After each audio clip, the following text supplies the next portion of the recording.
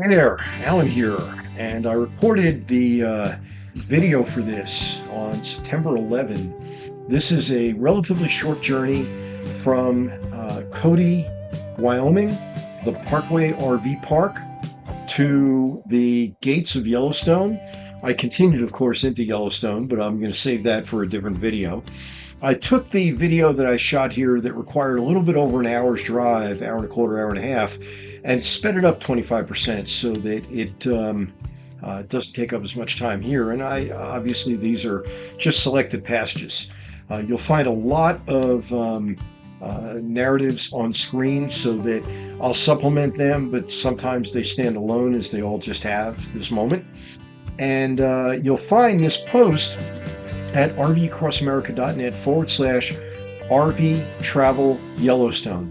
RV Travel Yellowstone. You can see dark clouds off to the west as we head westbound along US 14. Beautiful cliffs, beautiful rock formations along the side of the road. And it turned out to be a really interesting journey. By the way, I hope the music behind in the background is okay. I hope it's not too loud. But I wanted to supplement a little bit what I do with some background music. And I'm not going to talk the whole time for this entire, whatever length this video ends up being. So just enjoy for a few minutes.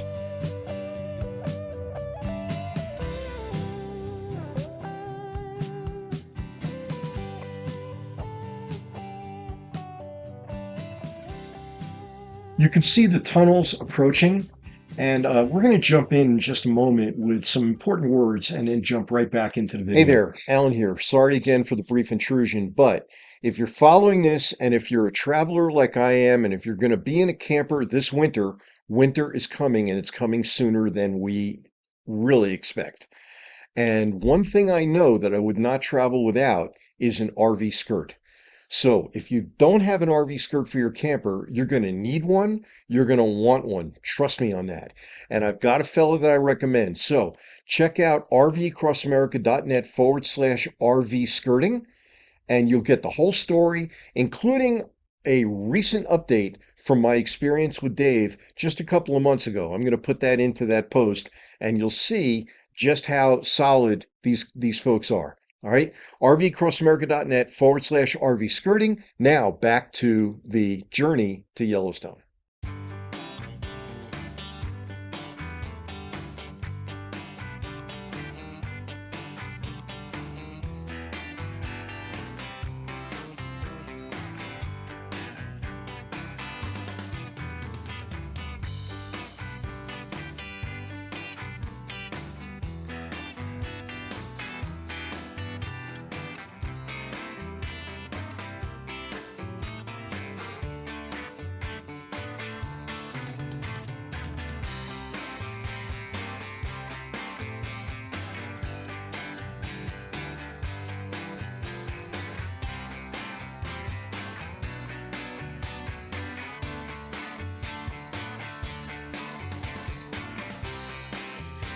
So you can see the Buffalo Bill Reservoir, home of Buffalo Bill State Park, just in front of us. And if you're a careful observer as we go alongside the water, you will see whitecaps. Now I've got to point out, I was wrong about the third tunnel. The third tunnel is about 3,200 feet. The Lincoln Tunnel is about 7,500 feet. So it's about half the length of the Lincoln Tunnel, but it felt like a long one. So Buffalo Bill State Park has two campgrounds. The main campground is 10 miles west of Cody, and the North Fork campground is 16 miles west of Cody. You're not going to get real good views driving along here to see them, but just know that they're relatively waterfront. They are up a bit from the water, so you're not going to be able to camp right on the lakefront itself, but there is easy access to get to the lakefront so that you can go water, whatever, kayaking, whatever you want to do in the water. For me, it's kayaking. So we're continuing along. I've again watched for the whitecaps. We've made some progress along Buffalo Bill Reservoir, and I do clip these things so that I want to give you, I think it was a spectacular drive. I wanted to give you the essence of it, but not run out so much that it becomes tedious or boring to see it. So I'd love your feedback, by the way, under the video or on my post, so that I can hear whether the way I'm doing this is working, and whether you like what I'm doing. I definitely appreciate that feedback.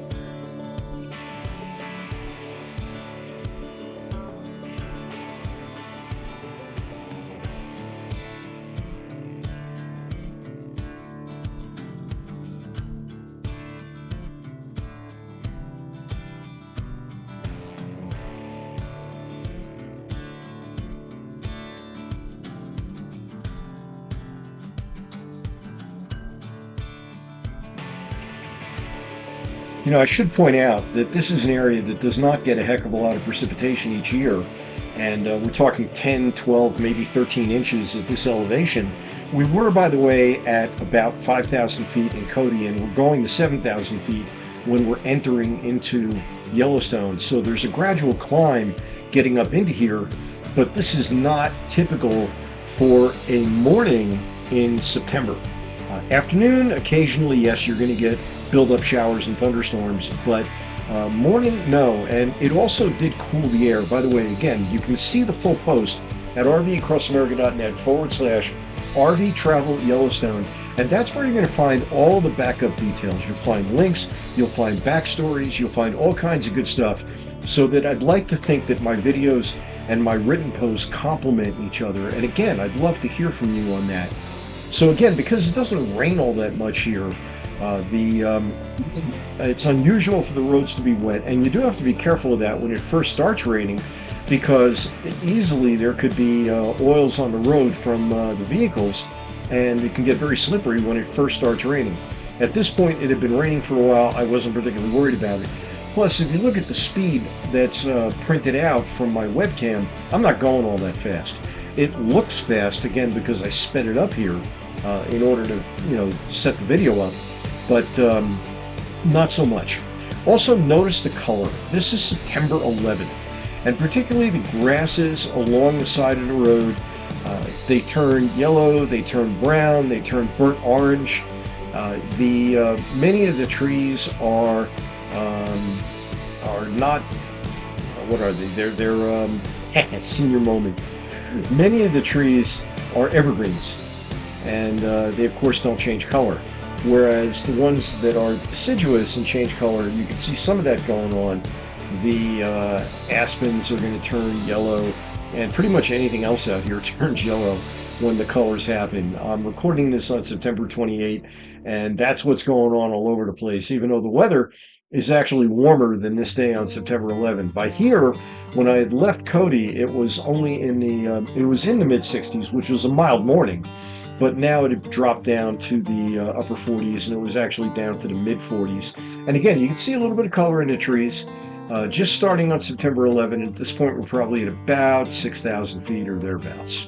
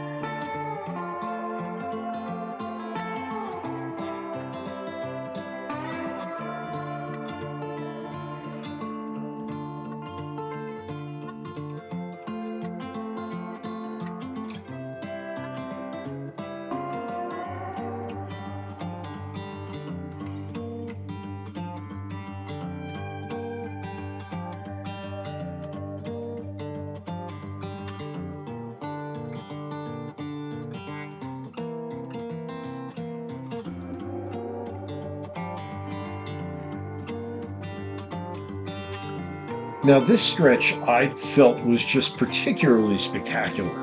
So, really enjoy what you're going to see over the next couple of minutes. And again, I'll stay quiet. We've been climbing. You can see more and more color. And again, it's only September 11 as I'm recording this. And again, in the written post, I get into how I came to be on the road on September 11 and what that day means to me, and particularly this year, what that day meant to me.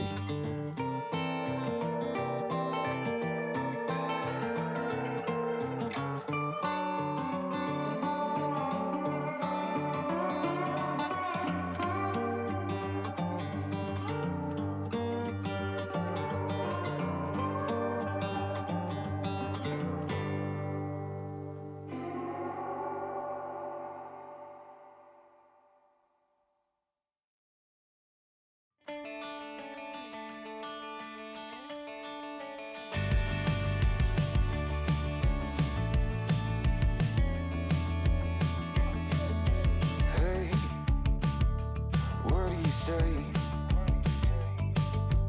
This whole town could be red by the end of the day. If you feel alright, we could throw it and drive. With the radio up so loud they can hear us from miles. Me and you, nothing to do. These days they come and go. Me and you, nothing to lose. I feel I should point out that we are cutting through the Absaroka Mountains, good which are times. part of the Northern Rockies. They're about 150-mile long north-south mountain range, and it's all part of the various mountain ranges that you begin to get familiar with when you ski many different areas out west here. Never come down.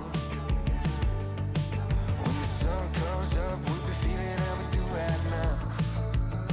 My heart's on fire, coming down to the wire. While the world sleeps, we'll keep burning brighter and brighter. Me and you, nothing to do. These days they come and go.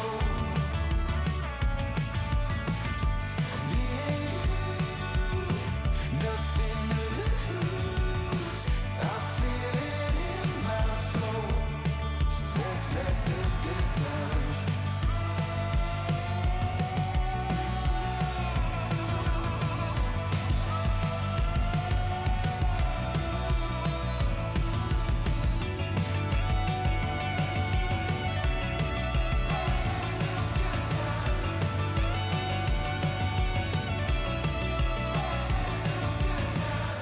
Me and you, nothing to do. These days they come and go. Me and you, nothing to lose. I feel it in my soul. So let's let the good times roll. So let's let the good times roll. Let's let the good times roll. In a moment, I'm going to jump in again with a very topical and pertinent message. And I don't want to bombard you with this, but I do think it's important. And I want you to feel comfortable reaching out to me privately if you want to talk more about it. Here we go. I wanted to take a moment out and share with you something about goldbacks. You may have heard me talk about these before. The first time I started talking about goldbacks was when they were about $3.60 for this one goldback. They're now pushing $8. Why? Because gold is about $3,800 an ounce. And these things are tied to the price of gold. There is a market for them. There are vendors, and in fact, if you go to rvcrossamerica.net/goldback, it'll bring you to the vendor that I recommend, and that's where you can get these little beauties. They are this actual bill is 1/1000th of an ounce, and you're looking at real money. You're not looking at currency, you're looking at real money. If you're not sure, read the United States Constitution, and it talks about gold and it talks about silver. And this is the most fungible form of gold that exists. Why?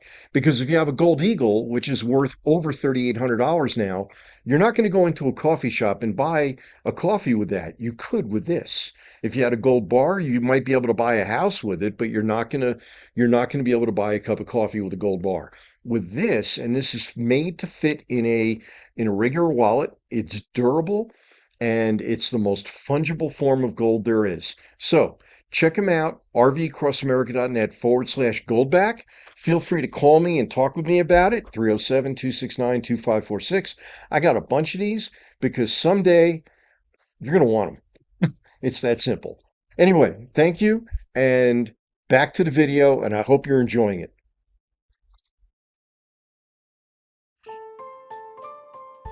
Incidentally, goldbacks are just one of the vehicles that I use to protect myself against the collapse of the ensuing collapse of the US dollar.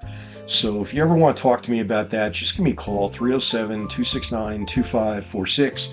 It's going to be mountain time most of the time, but this winter it's going to be Pacific time. Northern Idaho, where I'm going to be, is Pacific time. And yes, I am working my way north for winter, which it's exactly the opposite direction of where everybody else is headed.